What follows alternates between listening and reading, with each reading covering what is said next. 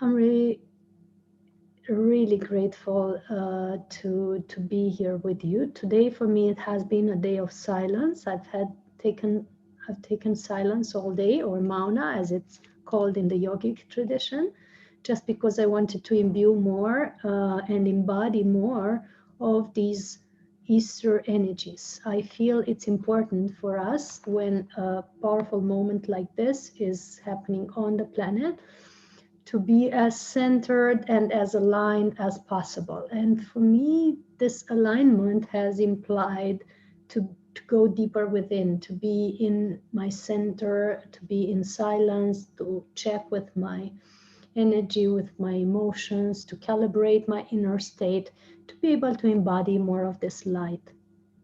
And this is what we recommend to everyone. I know in some of the time zones, Easter is just beginning now. It's just the morning time in US.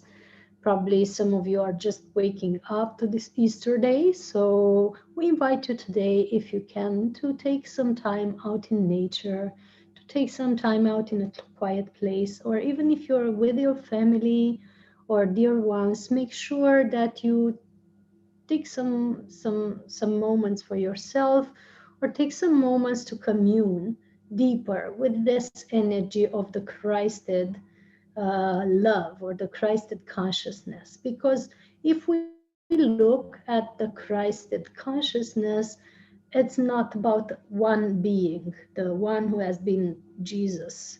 Of course, his energy is more present now in this very moment, because everybody is invoking that energy. Everybody is recognizing the Christed consciousness as being connected to the one named Jesus, or the one called Emmanuel, as some have remembered. But the Christed consciousness is much vaster than just one being. It has been embodied through many beings on this planet and beyond, and it has a very powerful presence to this day, still being embodied in many of us, in many beings that are opened enough and connected enough to be able to stream through this specific love consciousness.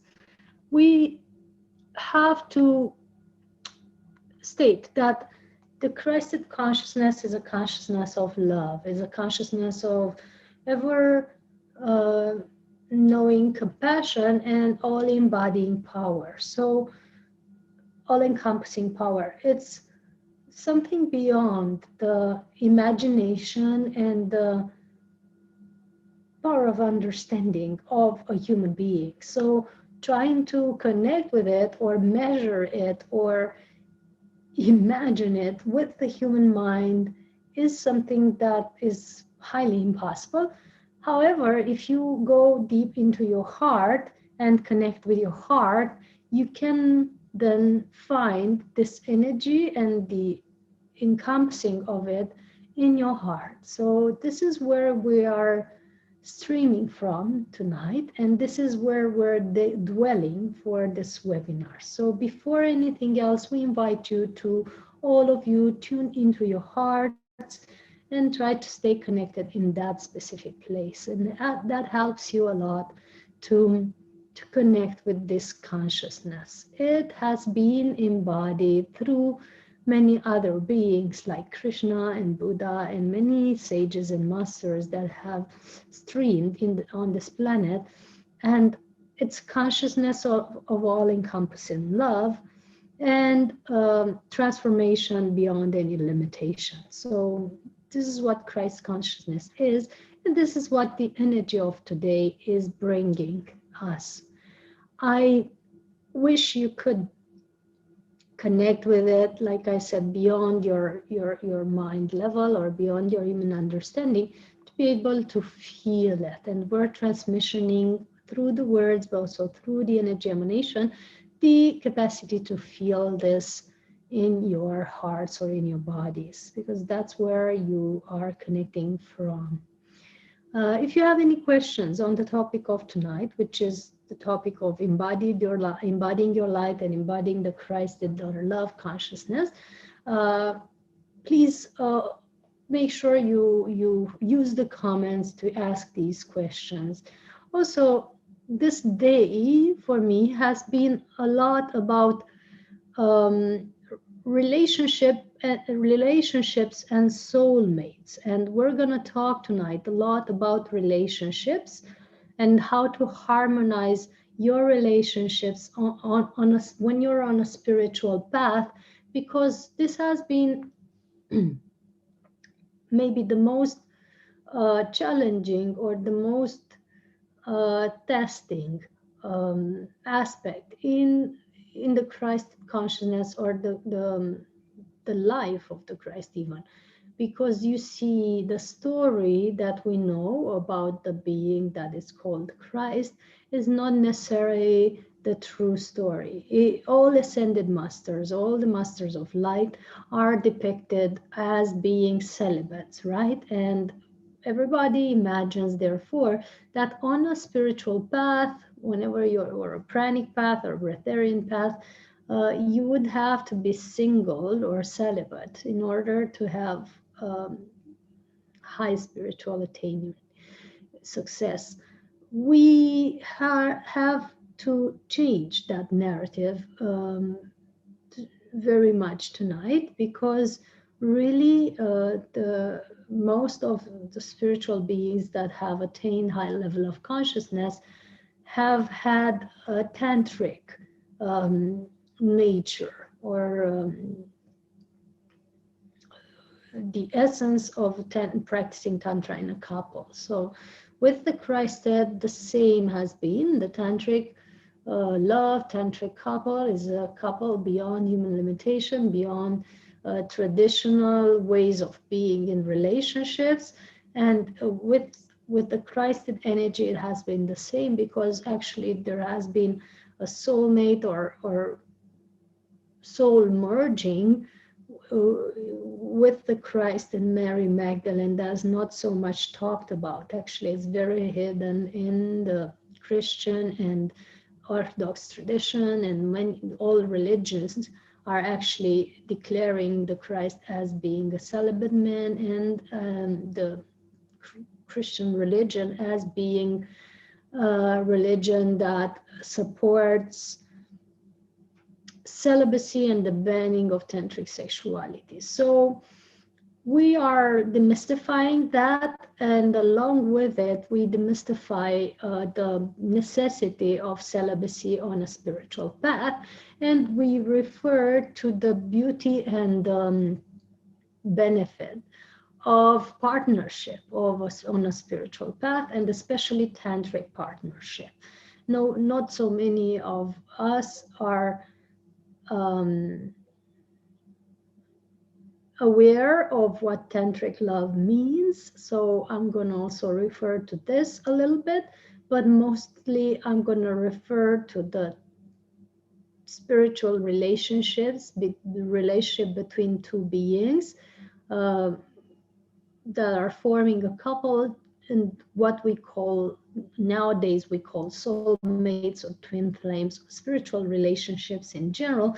And I'm going to extend this discussion to also family relationships and relationships of love in general, that involve friendships and many other aspects as such, that can be challenging on a spiritual path, right? Because everybody here who has been on a spiritual path, or maybe is at the beginning of it, are probably familiarized with the ups and downs or bumps that can come in family or in couple when you are taking on certain habits that are not or certain behaviors or certain attitudes or certain freedoms that are not really the fears to your dear ones, that are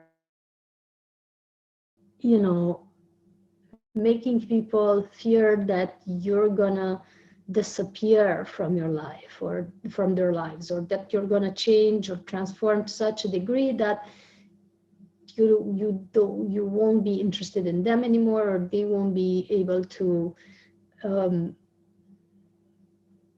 understand you anymore. I could say control you, but it's a strong word, right? That's true. So this is where the challenging part comes from. And also it's very challenging in relationships or families when one is taking on a spiritual path and the others aren't really sharing their habits or uh, beliefs, and therefore they could be mocking you or um, trying to stop you or trying to convince you that what you're doing is weird and so on. So I've been through all these aspects. I've overcome all these aspects with my family and my loved ones. And I've also had the example of many other tantric or spiritual couples that are and persons that have been on this path and have had successful relationships with their spouses, their partners, and their families. How many of you are interested in that, and how many of you felt challenged in your relationships so far? I would love to know in your comments by typing yeses, your yeses, just to know if that's resonating with you and if that's the topic that is on your bandwidth tonight.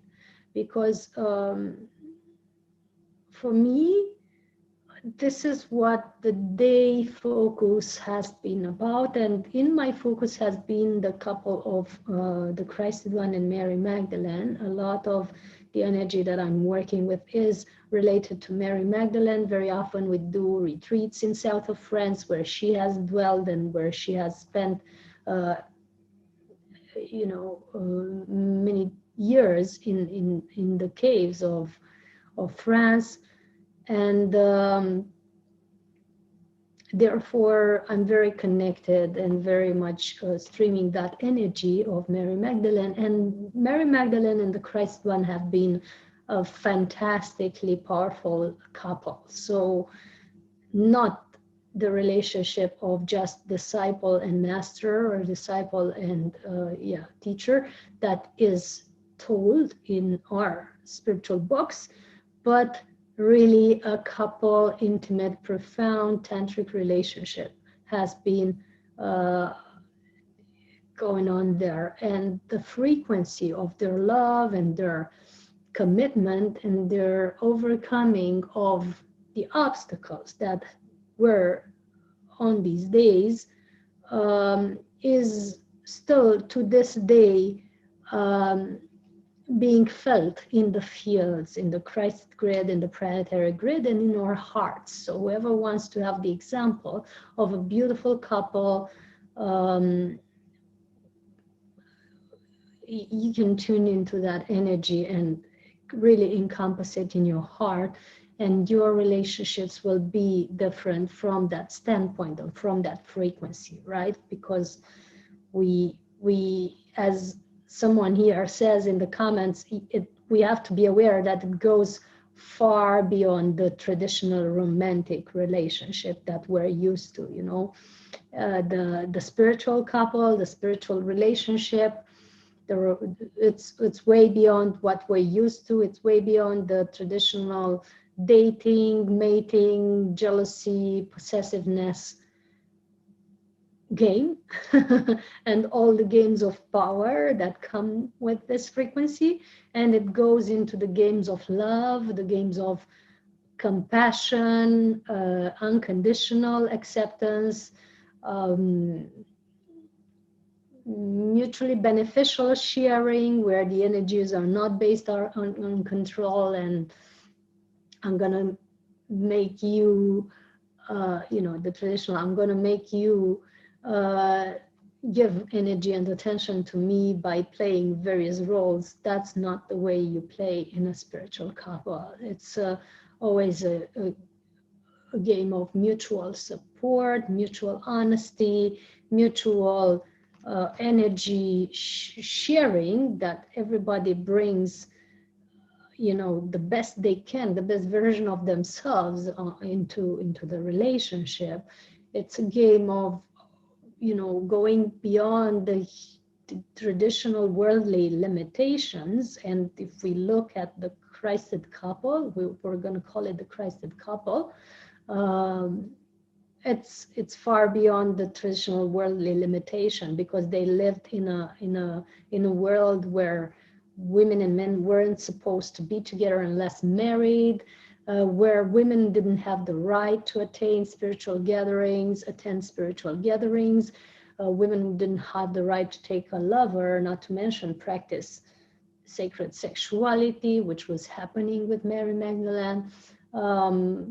And they weren't allowed to generally have spiritual or self-development aspirations. So that was the first barrier that this couple has broken, and many other barriers, including the barrier of life and over death. So when the Christ one has had the passage initiation, where he has transformed his body into pure light, of course, his partner has had to support him and train him even energetically, and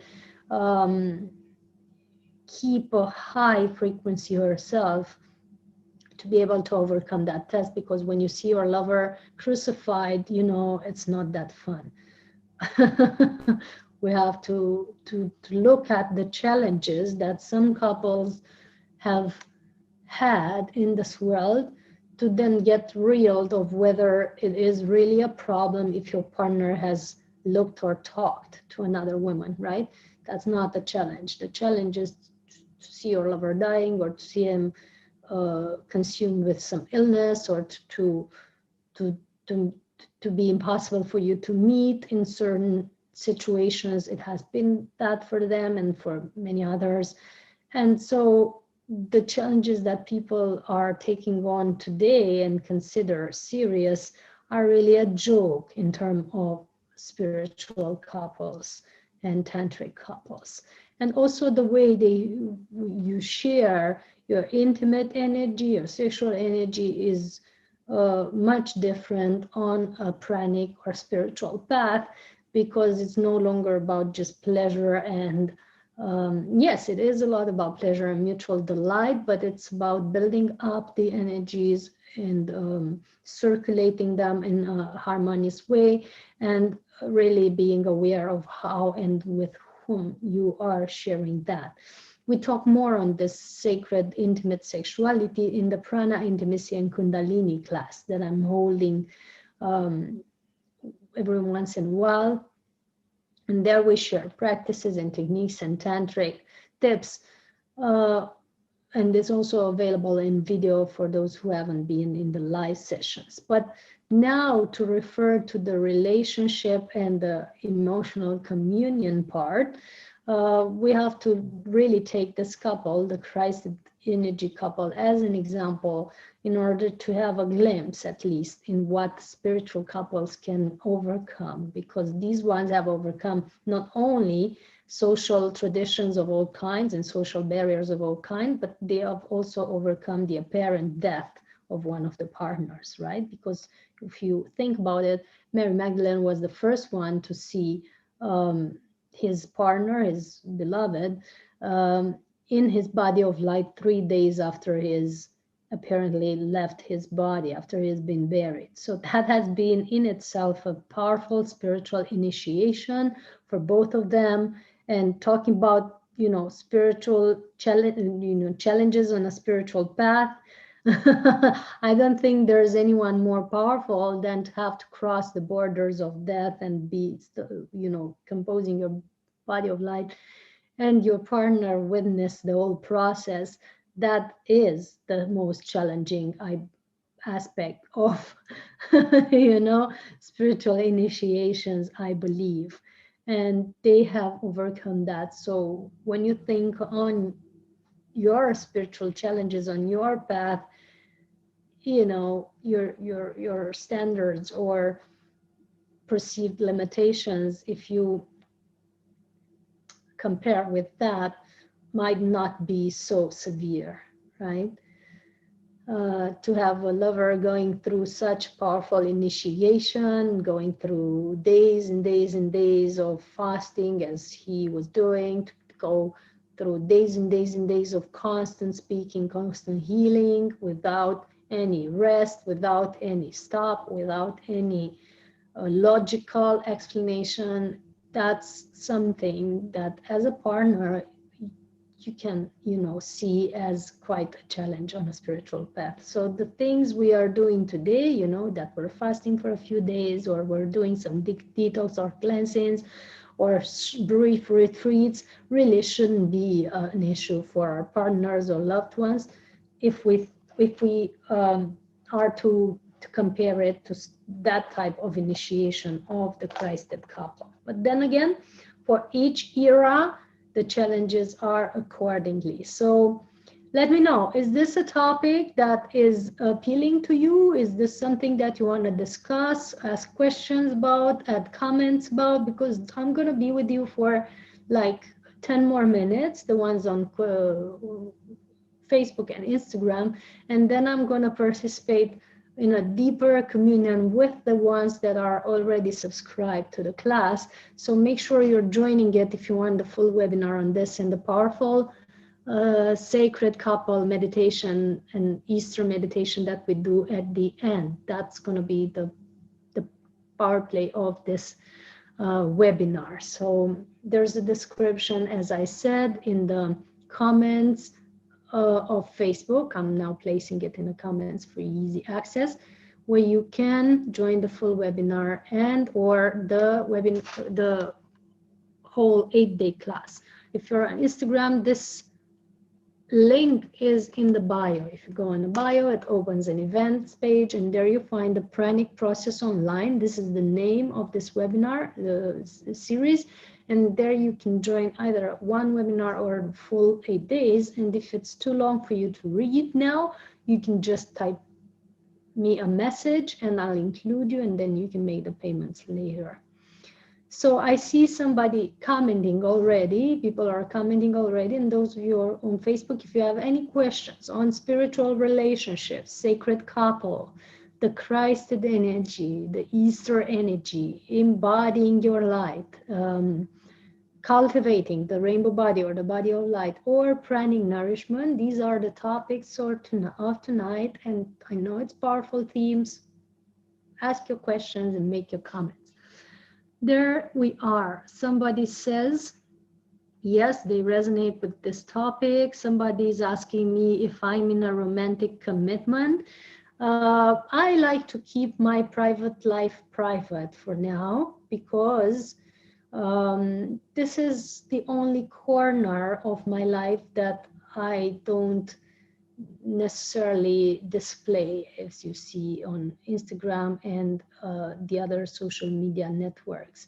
When I feel that I or my viewers are ready for me sharing more on my private life, I will do so. For now, for me, it's silent time when it comes to that. However, I'm talking a lot about my relationships. I am sharing a lot about my experiences.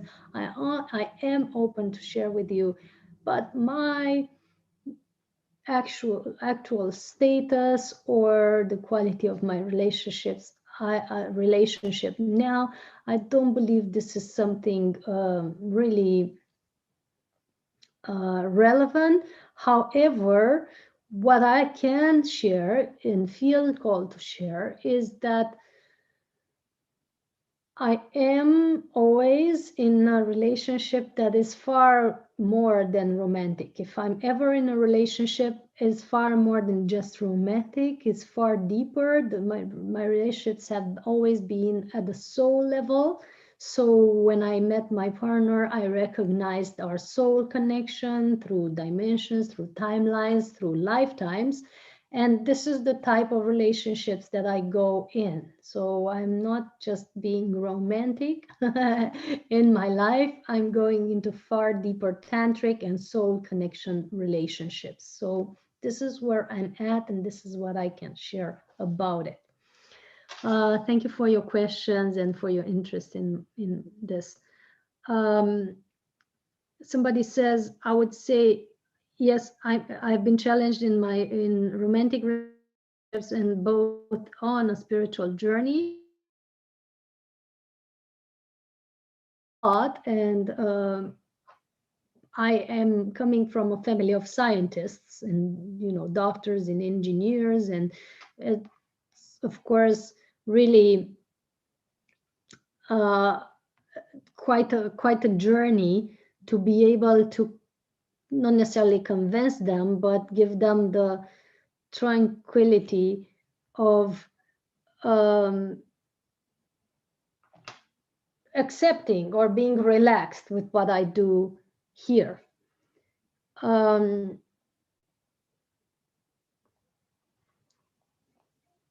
After 12 years on this path, well, I would say 20 something years, but 12 years is being a constant journey nowadays. Um, After more than 20 years on this path, they have gotten used to my rhythms, they have gotten used to my choices, they have gotten used to my unboundedness, to the fact that I'm not stopping at anything and I'm not taking any suggestions unless they are in alignment with my soul. They have gotten used to my weird way of eating and eventually to my not eating most of the times. And they have come to kind of accept me as I am and embrace my journey as it is. And many of the dear ones around me have been transformed by this journey. Indirectly, you know, my family, mother and brother, have become vegetarians. They have taken over um, intermittent fasting. They have participated in meditations and spiritual trainings. My father as well has been interested in yoga and qigong and paranormal or extraordinary abilities ever since I was a child. My grandmother at 92 is listening to my guided meditations. So we've created a small player for her, you know, a small playing device that she can listen to my guided meditations when she goes to sleep or when she relaxes. So my family is now not only accepting but also embracing this path. And yes, it has been a challenging journey at the beginning, especially because I've been very extreme and very challenging myself. So there have been birthdays where they were making food and cakes for me and I was only eating a few grains, or there have been family gatherings where I would not necessarily participate, or if I would participate, I would spend very little time with the eating and drinking game. There would be special events that I would just feel called not to attend sometimes, and into their desperation, because I'm always following my heart, right? And they have been challenged like this. And also with my partners, you know, it's impossible for me to hide or dim down what I am or the way I live. I don't change it for anyone now because I'm always, you know, in alignment with my soul, and what I feel called to do is the call of my higher self. So I have to honor that above and beyond any wish of any other person. So for me, being on this journey, it hasn't been always easy with the dear ones, right? And it hasn't been always comfortable for their emotional field or for mine. However, keeping the standards or callings that I've had set for myself has been always rewarding on this journey and has been always the right thing to do, because when you start to align with your higher self and with your intuition, the right thing to do is actually the only thing to do.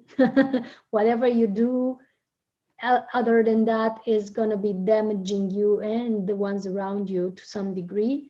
So when you try to compromise or dim down or bend over to fulfill the wishes of the people around you, you're actually creating some disservice to to them and to you as well, because on a spiritual path, however you challenge another is actually an expression of his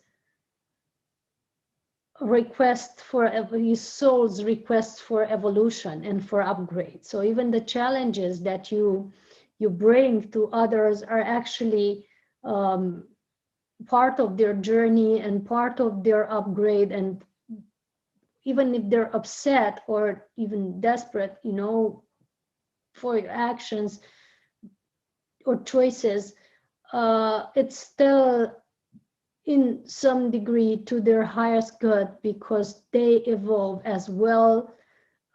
They're invited to transcend certain limitations, certain thought patterns or belief systems. They're invited to go beyond the rules and norms of society and of the traditional family programming. So they're invited to also disengage from the normal way of being and go into the upgraded way of being when you're keeping up your path. If you're on the right spiritual path and if you're aligned, don't worry about challenging others. Your challenge is their help on spiritual evolution.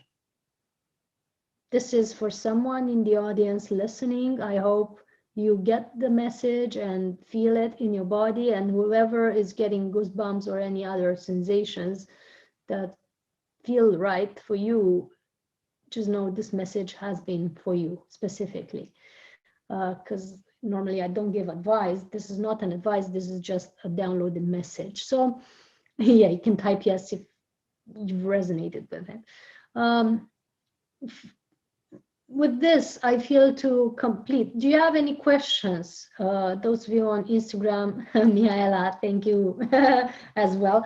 Do you have any questions or comments on this topic? Is there anything you feel to bring on the table? Anything you feel to add or ask before we complete this webinar? Know that you can still join it. It's more than 45 more minutes that we have, and the meditation we're going to have tonight is really powerful, clearing, aligning, and integrating the energies of beautiful Christed Easter harmonious prana and relationships. Make sure you join it if you feel called in your heart. As I said, you can make the payment later for this webinar, for the whole class, whatever you decide, but don't miss out on it, because it's something that adds to your field new light codes and new understandings and new energies that you probably need to benefit from. So holding on for just a few moments for the ones that are present and seeing if anything else needs to be shared or added. And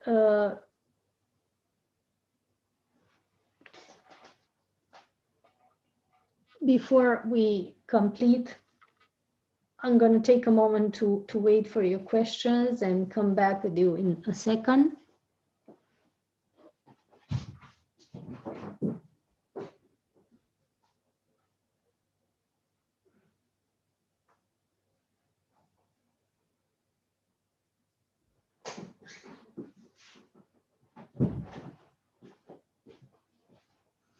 In our journey, we work a lot with the energy of the sun.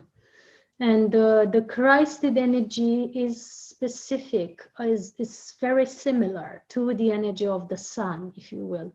The Christed consciousness is actually streaming from the heart of the central sun, and has a lot to do with how the sun really is, right, as a presence and as an essence.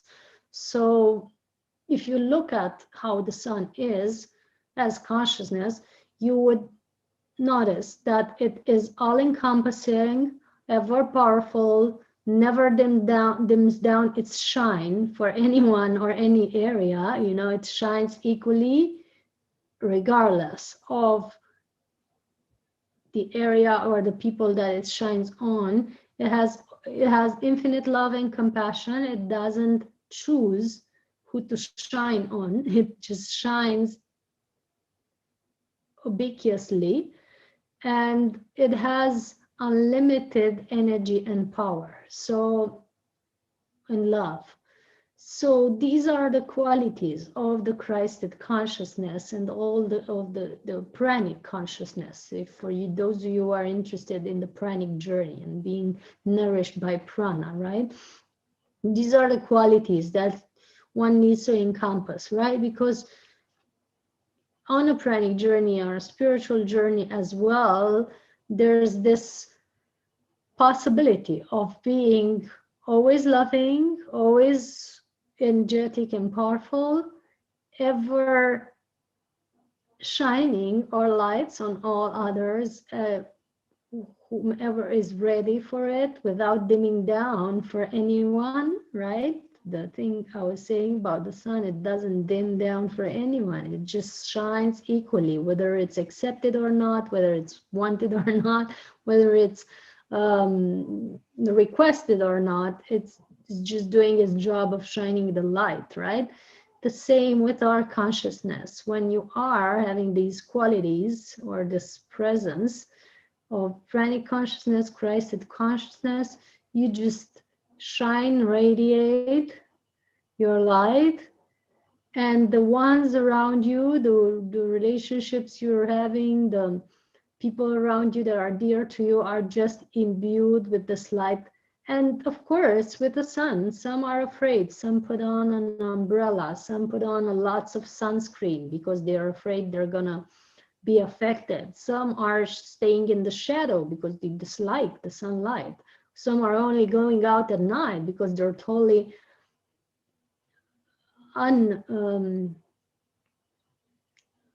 unpleasant with the sunshine. But still, the sun doesn't ever hide, not to make those people uncomfortable. It just shines and shines and shines until someone lets down the umbrella, someone quits the sunscreen to expose completely the skin to the beneficial vitamin D. And of course, this is a metaphor for relationships. The ones who are only choosing to stay in the shadow might come out in the light to get some sun. So this is a metaphor for relationships as well. Whoever is shining out from you or criticizing or hiding or not agreeing with your light now will eventually, if time is right, if things are aligned, will eventually choose you and your light if it's meant to be. If not, they will keep their umbrella on and you're going to keep shining, but just keep your path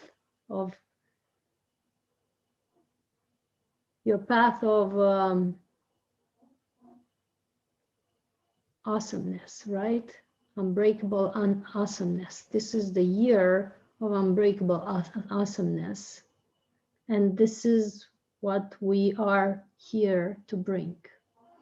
So thanks everyone for watching on Facebook and Instagram. I would love to hear from you if you decide to participate in this program. I hope this has been useful for you and that the messages have been insightful and to the point. You can confirm, and I would love to know where you're joining from. So before we complete, please let me know where are you joining from, what's your country or city, just to know how far we've reached your hearts tonight. And those of you who have been in our webinars before and know how we play, especially in meditations, please make sure that you don't miss this one of tonight because it's really, really powerful and important. So you can type me a message, a private message, and tell me if you want to be in this and make the payment later, and we're going to include you. Thank you for being here. Big hugs. Make sure you join us if you feel called to. Blessings to all and happy Easter. Much love.